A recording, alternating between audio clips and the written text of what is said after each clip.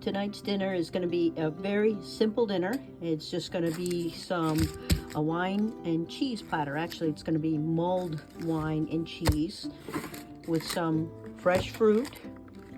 And I'm going to take this French bread baguette and cut it up into small slices for the cheese to go on and bake them in the oven and see how that comes out. So that's dinner tonight.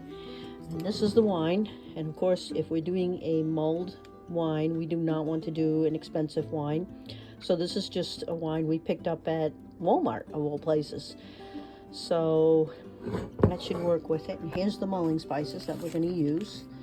And basically the instructions are to just put this in and heat it up until it turns warm, but it doesn't boil, because if you do, you'll boil off all the alcohol. Not that this wine has a heck of a lot of alcohol in it to begin with. It's looks like it's 6%, so it hasn't got a heck of a lot of alcohol in it. But tonight, that's gonna go with dinner, is some mulled wine. So here's that French bread baguette, and I'm cutting it up into these smaller pieces, and they'll go onto here. And I'll spray this down, and I'll spray the tops of them with, I'm not sure if I'm going to do canola oil or if I'm going to do olive oil or butter, but we'll see. I think olive oil.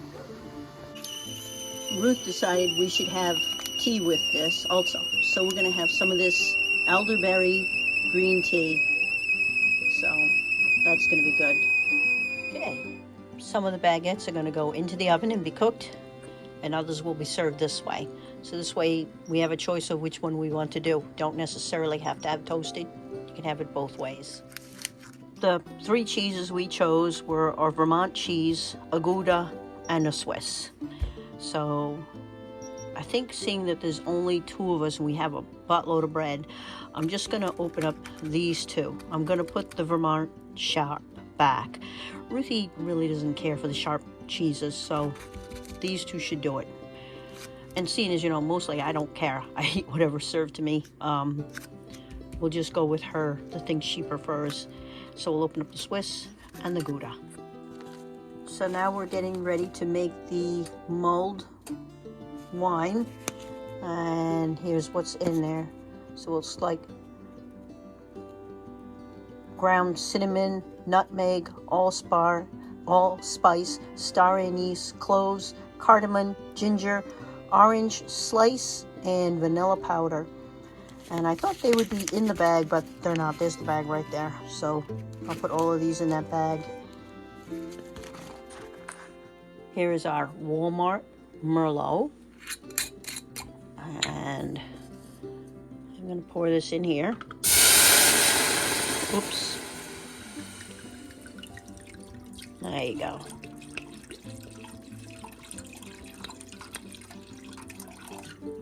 Yeah, a little bit. I'm making spaghetti meat sauce tomorrow. Figured a little bit of this might be good for that too. So all that's in there. And now this goes in there. And we're not going to bring it to a boil. We're going to bring it to a steam and let this stuff work its way in there. And then we're going to serve it. I said where? Like I'm the royal we or something? I'm just a me.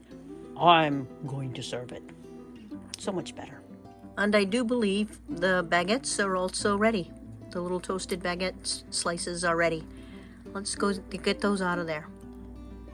And this is what the tray looks like.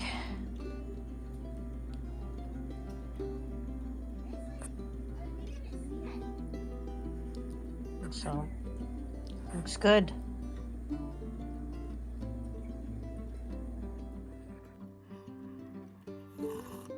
So what do you think of it?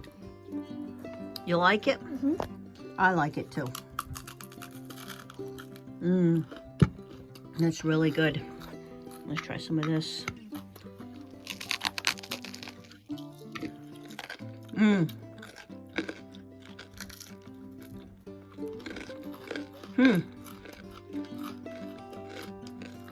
Excellent combination. The wine and the cheese taste good together.